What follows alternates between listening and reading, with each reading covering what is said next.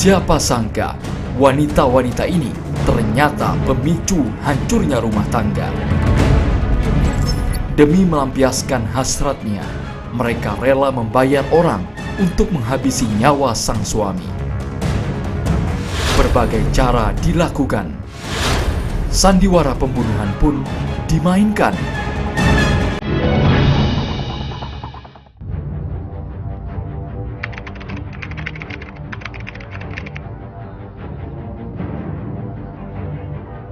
Adegan rekonstruksi yang dilakukan 3 tersangka ini terkait kasus pembunuhan Hakim Pengadilan Negeri Medan, Jamaluddin.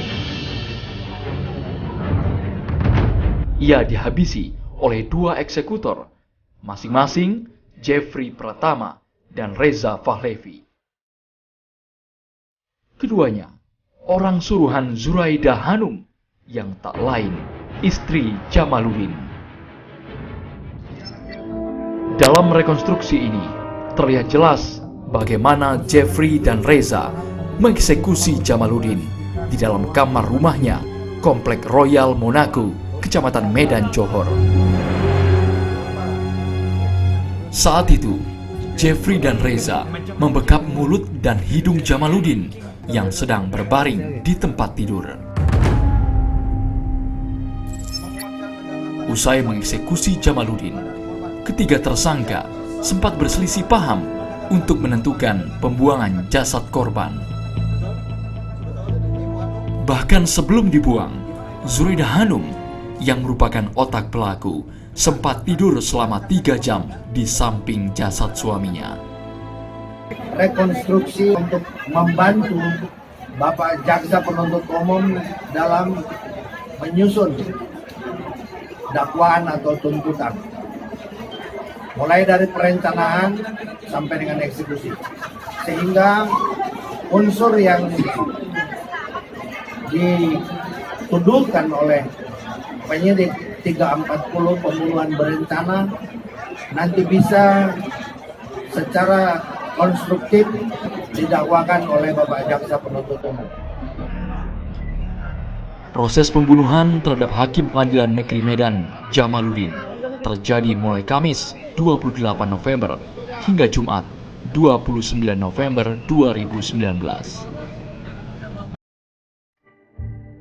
Hal ini terlihat dari rekaman kamera pengawas CCTV.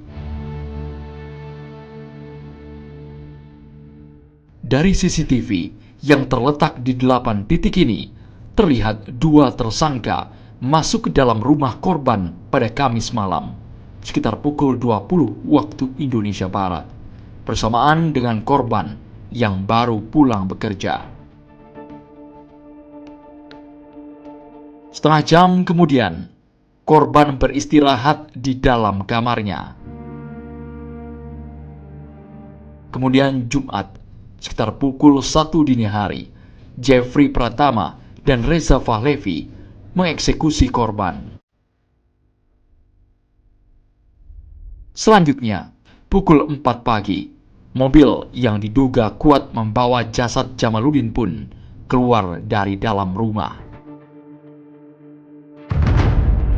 Sampai akhirnya, jasad Jamaluddin ditemukan di dalam mobilnya, terperosok ke dalam jurang dan menabrak pohon sawit pada Jumat siang.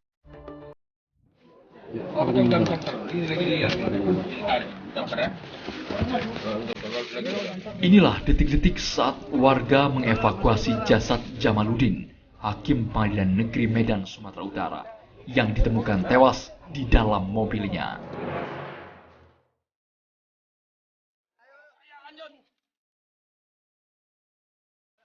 Saat ditemukan, kondisi mobil yang dikendarai Jamaluddin terperosok ke dalam jurang dan menabrak pohon sawit di perkebunan sawit Desa Sukadami, Kecamatan Kuta Limbaru, Deli Serdang. Saat ditemukan, ada sejumlah luka di tubuh Jamaluddin.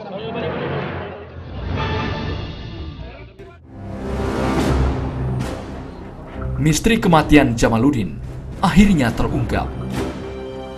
Aparat kepolisian daerah Medan, Sumatera Utara telah menetapkan 3 tersangka dalam kasus ini. Masing-masing Jeffrey Pratama dan Reza Fahlevi yang merupakan eksekutor pembunuhan, serta Zuraida Hanum, istri korban yang merupakan otak pelaku. Kasus ini adalah pembunuhan berencana, sehingga penyidik juga merekonstruksikan untuk dugaan persangkaan pasal yang digunakan adalah 340 dengan ancaman hukuman mati dan seumur hidup.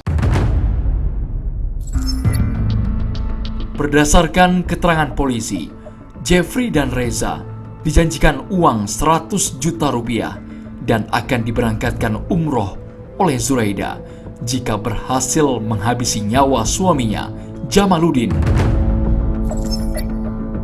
Sementara, alasan Zuraida tega menghabisi nyawa Jamaluddin lantaran sakit hati karena sang suami telah berselingkuh dengan wanita lain.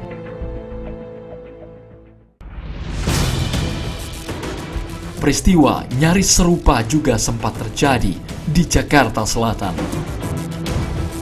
di mana seorang istri jadi otak drama pembunuhan sang suami.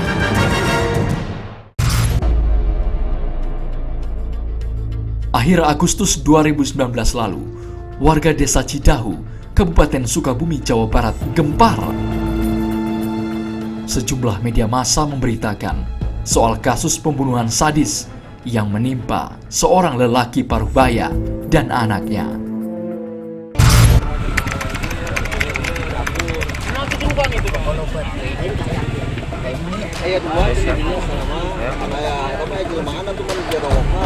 Kedua korban ditemukan terpanggang dalam sebuah mobil.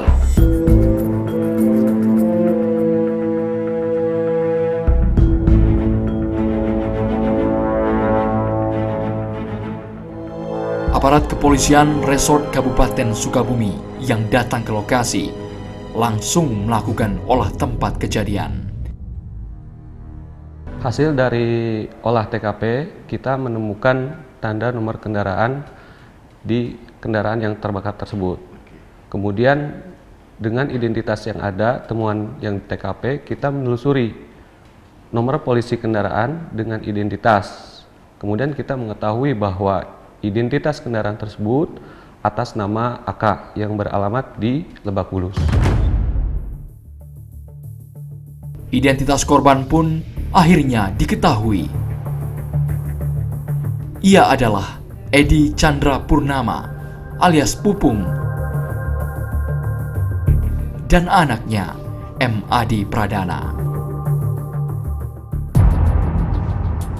Ternyata keduanya dihabisi oleh pembunuh bayaran yang disewa oleh Aulia Kesuma, istri Edi Chandra alias Pupung. Lalu, bagaimana mereka menghabisi kedua korban?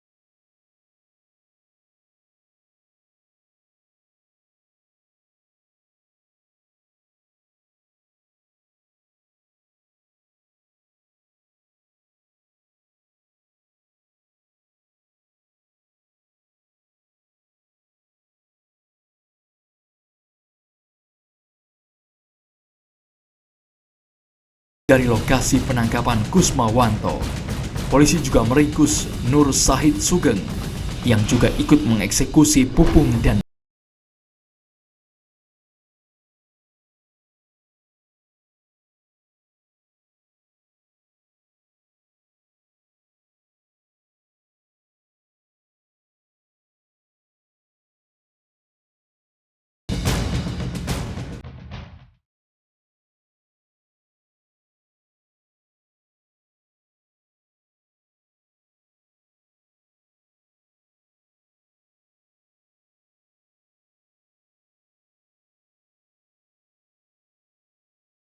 Inilah keempat tersangka yang terlibat dalam kasus terbunuhnya Pupung dan anaknya, M. Adi Pradana.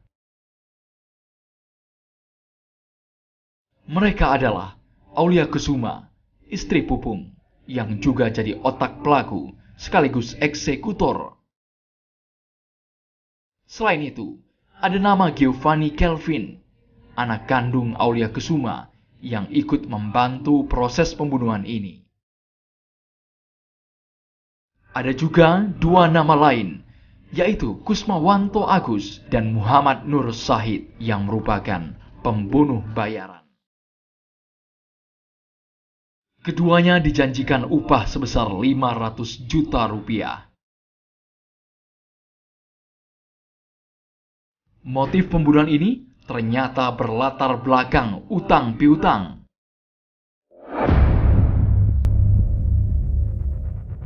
Rumah di Jalan Lebak Bulus 1, Jakarta Selatan inilah yang jadi sumber malapetaka. Aulia minta agar suaminya menjual rumah ini.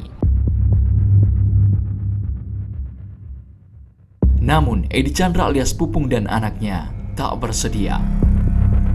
Aulia marah. Pupung dan Adi pun dieksekusi di rumah ini.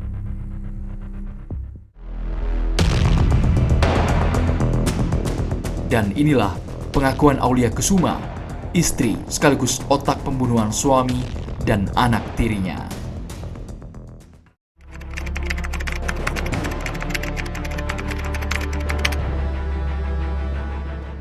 Saya punya niat mau membunuh suami saya itu karena memang saya udah kesel banget sama suami. Sejak udah 2 tahun berjalan ini, sejak punya utang yang besar banget sampai di Danamon 7 miliar, terus di BRI 2,5 miliar. Saya udah bilang suruh suami jual rumah tapi nggak mau. Setiap kali saya ngomong itu, suami nggak segan-segannya mukulin saya. Itu dilakukannya itu di kamar dengan emosi. Dia akan pukul saya. Itu kejadiannya selalu malam. Saya udah dikata-katain macem-macem sama suami, sampai pernah dilemparin asbak sama suami. Itu memang gara-gara masalah, selalu kalau ngomong masalah utang.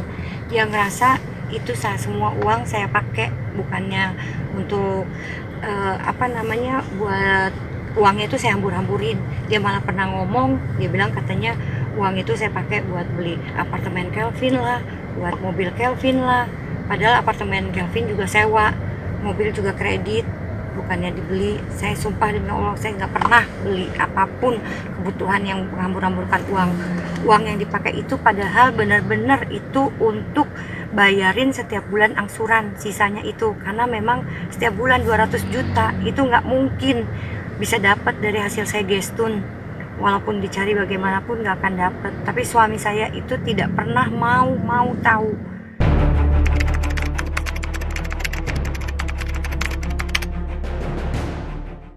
Mencampur obat itu dengan jus yang ada yang bakal diminum sama Pak Edi, dua jus, yang satu buat saya, satunya buat Pak Edi. Pada waktu Pak Edi minum, setelah itu saya bawa ke ruangan tengah. Di ruangan tengah itu Pak Edi itu saya bilang, ya minum ya jusnya. Memang Pak Edi nggak ada kecurigaan kalau memang seperti itu layaknya, biasanya seperti itu. Minum, pas minum memang Pak Edi ngomong, kok rasanya pahit ya, rada pahit gitu. Ya saya bilang itu ada campuran sayurannya. Setelah itu Pak Edi minum. Setelah minum itu sempet kita ngobrol-ngobrol. Pak Edi juga kasih makan ikan segala macam. Nggak lama Dana pulang. Saya dengar karena saya ada di kamarnya saya. Saya dengar Dana pulang. Saya dengar juga dia ngambil jusnya itu kan di kulkas. Terus dia bawa, dia minum, dia taruh. Begitu Dana udah naik ke atas, saya keluar dari kamar. Kayaknya Pak Edi sudah tertidur pulas banget. Saya gerak-gerakin ya, memang masih suka goyang-goyang sih, tapi benar-benar pulas, beda dengan tidur yang biasa. Pada waktu Kelvin sama Dana itu ada di atas, saya Agus sama Agung sama Sugeng ke kamar saya. Saya bukain pintu, mereka masuk. Terus si Agus itu ngasih saya anduk. Terus saya bilang, tugas saya apa? Udah, ibu bekap aja, pakai handuk. Saya juga sebenarnya sedikit takut. Ya udah, saya dengan keberanian Saya masuk ke belakangnya Pak Edi, langsung saya bekap, terus langsung si Agus itu beraksi. Si Agus itu langsung pegang tangannya, si Sugeng itu langsung menimpa Pak Edi, seperti memegang lehernya gitu kan, memegang lehernya. Itu Agus sempat menginjak kaki, pakai kaki di lehernya Pak Edi, terus sama ke badannya Pak Edi juga. Badannya Pak Edi itu posisinya Agus juga sempat ngikat kakinya Pak Edi. Setelah itu saya tetap terus membekap Pak Edi, mulutnya itu dia pokoknya terus, saya nggak lepasin terus-terusan. Nah, Agus itu sempet dia bawa pisau, ternyata dia bilang, "Bu, tusuk ya." "Jangan," saya bilang, "jangan sampai ditusuk," saya bilang gitu. Ya, pertimbangan saya kalau tusuk nanti ada bekas luka tusukan. Pertama itu, kedua juga nanti terlalu banyak darahnya, saya juga takut.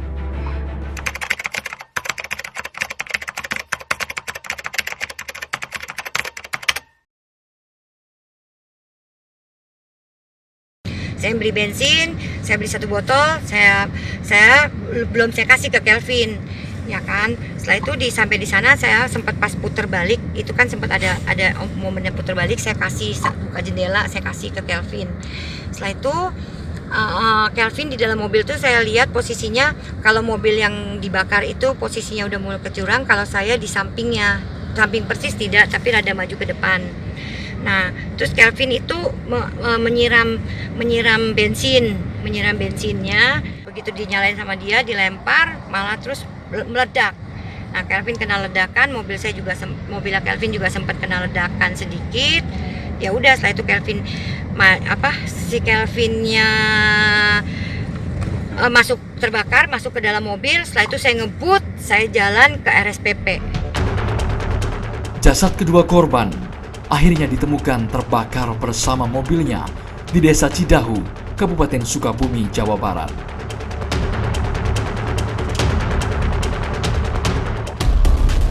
Zuraida Hanum, istri Jamaluddin, hakim di Pengadilan Negeri Medan, dan Aulia Kesuma, istri Edi Chandra alias Pupung, adalah wanita-wanita yang kecewa terhadap sang suami. Dan keduanya berpikiran sama, membuat sandiwara gila untuk menghabisi suaminya.